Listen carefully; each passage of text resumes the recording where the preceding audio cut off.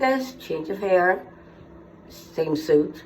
Alright, I'm gonna go talk about episode 45. This is our spyware number 2. Episode 17 is spyware number 1 if you want to go take a look at it.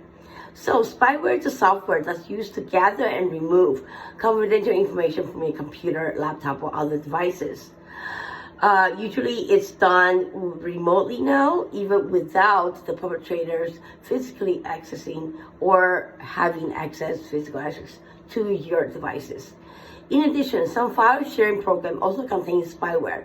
Sometimes the information is used merely to send you the advertisements for products and services that might interest you. But the identity thief has more intentions to obtain your information through these technological mediums. So what can you do about spyware? So I'm going to use 5 of them. You got to be a little bit tech savvy, in order to do this. So I'm still learning. So Sir Isaac Newton states, for every action there is an equal and opposite reaction. Well, I wish that's true. But from the book, it says, for every spyware program, there are also an anti-spyware program that can let you know if your computer is being infected by spyware. Interesting enough, some spyware developers use spyware software to test the effectiveness of their own spyware and try to make it less vulnerable to detection.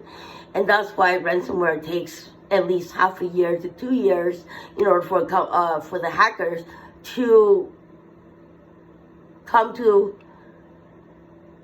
a strategy not to get caught when you do your ransomware attack on healthcare companies, let's say.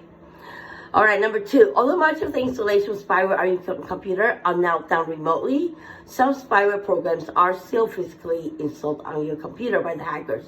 All they have to do is plug in a USB, just like a TV show. Boom, boom, it's done. So be sure that you trust the person who is repairing or servicing your computer or other devices. Number 3. Another way to protect yourself is through installation of software programs that records every software installation that occurs on your computer.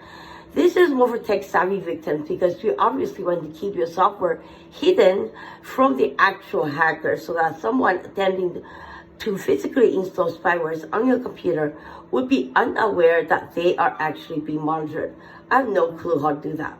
Number 4, anti-malware programs, self-explanatory. Number 5, finally, return to Sir Isaac Newton to add, if you can't beat them, join them.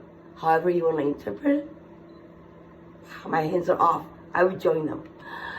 But Sir Isaac Newton's idea of joining them is this.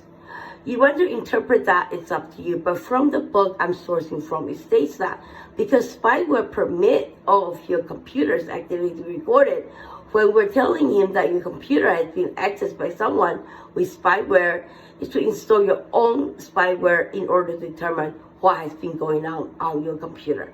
So that obviously requires more tech savvy, victims, but usually they, they can still be victims. But this is happening to me still, and I don't know what to do.